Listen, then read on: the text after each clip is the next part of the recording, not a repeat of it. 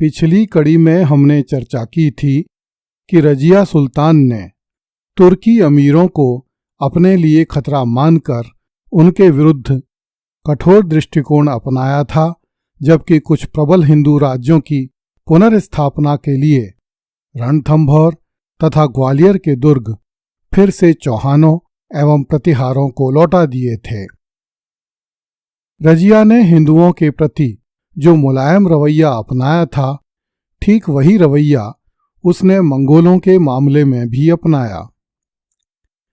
दर्शकों को स्मरण होगा कि जब चंगेज खां भारत पर चढ़कर आया था, तब दिल्ली सल्तनत पर इल्तुतमिश का अधिकार था। उसने चंगेज खां के विरुद्ध कोई कार्यवाही नहीं की। इस कारण चंगेज खां बहुत सीमित क्षेत्र में लूटपाट मचाकर भारत से वापस लौट गया था। रजिया के समय दिल्ली सल्तनत की पश्चिमी सीमा पर जलालुद्दीन मंगबरनी के प्रतिनिधि हसन करलुक का अधिकार था। जब मंगोलों ने भारत पर आक्रमण किया, तब उसने मंगोलों के विरुद्ध रजिया से सहायता की अपील की, किंतु रजिया ने भी अपने पिता इल्तुतमिश की नीति पर चलने का निर्णय लिया तथा मंगोलों के विरुद्ध कार्यवाही करने से इनकार कर दिया। इस पर कुछ अमीरों ने रजिया के विरुद्ध विषवमन करना आरंभ कर दिया। मंगोलों के प्रति रजिया की इस नीति का एक कारण और भी था। जब पंजाब के गवर्नर कबीर खां अय्याज ने रजिया सुल्तान के विरुद्ध विद्रोह का झंडा खड़ा किया था, तब वह रजिया की सेना से परास्त होकर पीछे की ओर अर्थात चिनाब नदी की ओर भागा। उस समय चिनाब नदी पर मंगोलों का सैन्य शिविर लगा हुआ था, जो पंजाब में लूटमार मचाते हुए घूम रहे थे। मंगोलों के डर से कबीर खां को पुनः रजिया की तरफ आना पड़ा था तथा बिना शर्त रजिया के पैरों में गिरकर माफी मांगनी पड़ी थी। इसलिए रजिया समझ गई थी कि तुर्की अमीरों की शक्ति का सामना करने के लिए यह आवश्यक है कि देश के भीतर हिंदू शक्ति तथा देश की सीमा पर मंगोल शक्ति बनी रहे। किंतु तुर्की अमीर रजिया की इस चाल को नहीं समझ पा रहे थे और वे इसे रजिया की स्वतंत्र मनोवृत्ति मात्र समझ रहे थे। इन घमंडी तुर्की अमीरों की दृष्टि में रजिया अब भी एक औरत मात्र थी जिसे भोगा ही जा सकता था। उसका शासन किसी भी कीमत पर स्वीकार नहीं किया जा सकता था। रजिया दिल्ली की जनता के सहयोग से सुल्तान बनी थी, जिसमें अमीरों की भूमिका बहुत कम थी। इसलिए तुर्की अमीर रजिया के स्थान पर ऐसे व्यक्ति को सुल्तान बनाना चाहते थे जो तुर्की अमीरों, विशेषकर चालीसा मंडल के अमीरों के प्रति कृतज्ञ रहे तथा उनके हाथों की कठपुतली बनकर रहे।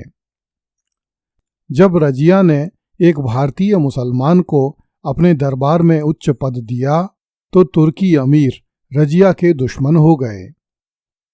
वे भारतीय मुसलमानों को अपने से बहुत नीचा समझते थे और एक भारतीय मुसलमान के नीचे तुर्की अमीरों को रखा जाए, यह किसी भी स्थिति में सहन किया जाने वाला नहीं था।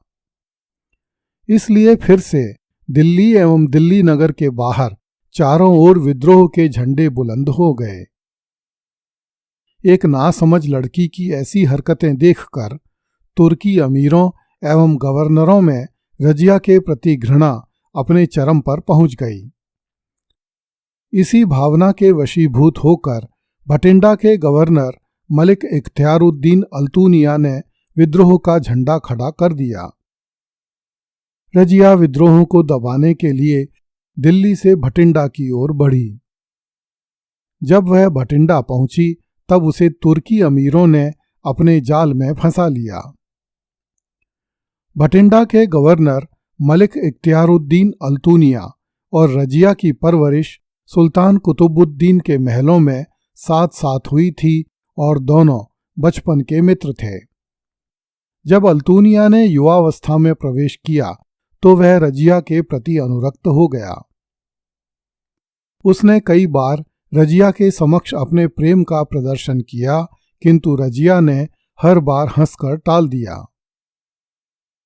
जब रजिया सुल्तान बन गई तो अल्तुनिया की चाहत और अधिक बढ़ गई। वह रजिया से निकाह करके न केवल अपने पुराने प्रेम को हासिल करना चाहता था, अपितु इस वैवाहिक संबंध के माध्यम से सल्तनत पर कब्जा करने का ख्वाब भी देखा करता था। तत्कालीन इतिहासकारों ने ऐसे संकेत दिए हैं कि रजिया सुल्तान भले ही अल्तुनिया के प्रस्तावों को टाल रही थी, किंतु उसने अल्तुनिया के विरुद्ध कोई सख्ती नहीं दिखाई थी। इस कारण अल्तुनिया की उम्मीदें जीवित बनी रहीं, किंतु जब उसने सुना कि रजिया अपने हबशी गुलाम याकूत की मोहब्बत में खोई हुई है, तो अल्तुनिया का हृदय भंग हो गया। थोड़े ही दिनों में उसकी निराशा बदले की आग में बदल गई और उसने विद्रोह का झंडा बुलंद कर दिया। इस समय उत्तर भारत भयानक गर्मी से उबल रहा था तथा इसके साथ ही रमजान का महीना होने से मुस्लिम सैनिकों के रोजे चल रहे थे। किंतु रजिया ने तुरंत कार्यवाही करने का निर्णय लिया और विशाल सेना लेकर भटिंडा की ओर बढ़ गई। जब वह भटिंडा पहुंची तब दूसरे सूबों के प्रांतपति भी अपनी सेनाएं लेकर अल्तुनिया की सहायता के लिए आ गए। अल्तुनिया ने बड़ी चतुराई से अपने कुछ लोगों को रजिया सुल्तान के दल में शामिल कर दिया और जब रजिया भटिंडा पहुंची तब पूर्व में निर्धारित योजना के अनुसार उन लोगों ने याकूत से गाली गलौज करके उसे झगड़ा करने के लिए उकसाया। जब याकूत ने इन लोगों का विरोध किया तो उन लोगों ने याकूत को वहीं घेर कर मार डाला। याकूत की मृत्यु से अपने ही सैन्य शिविर में रजिया की स्थिति कमजोर हो गई। अब उसे समझ नहीं आ रहा था कि कौन उसका अपना था और कौन भेड़ की खाल में छिपा हुआ भेड़िया था। किंतु रजिया ने हिम्मत से काम लिया तथा स्वयं तलवार लेकर दुश्मनों का सामना करने को उद्यत हुई। किंतु धोखे, फरेब और जालसाजी के उस युग में रजिया का कोई सच्चा सहायक नहीं था। याकूत मारा जा चुका था तथा पुराना प्रेमी मलिक इख्तियारुद्दीन अल्तुनिया बागी हो गया था। अप्रैल 1240 में रजिया बंदी बना ली गई। इस प्रकार अपनी शक्ति और बुद्धि का अहंकार रखने वाले तुर्की अमीरों ने एक लड़की को छल से बंदी बनाया। वे युद्ध के मैदान में रजिया का सामना करने की स्थिति में नहीं थे। गवर्नरों की संयुक्त सेनाओं द्वारा रजिया बंदी बनाई जाकर अल्तुनिया को समर्पित कर दी गई। विद्रोहियों ने इल्तुतमिश के छोटे पुत्र बहराम शाह को तख्त पर बैठा दिया।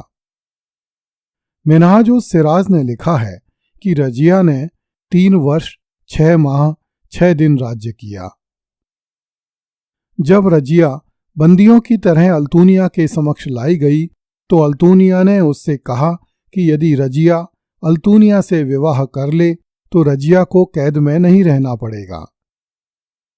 रजिया ने अब भी अपना साहस नहीं खोया तथा अल्तुनिया का प्रस्ताव अस्वीकार कर दिया।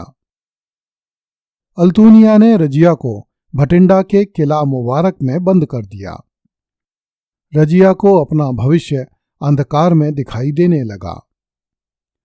किंतु कुछ समय बाद रजिया ने एक बार फिर भाग्य आजमाने का फैसला किया।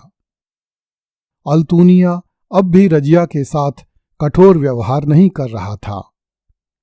रजिया हर शुक्रवार को राजसी ठाठ बाट के साथ हाजी रतन मस्जिद में जाकर नमाज पढ़ती तथा अल्तुनिया प्रतिदिन रजिया से मिलने आता। रजिया ने उसकी आंखों में अपने लिए वही पहले जैसा प्यार देखा।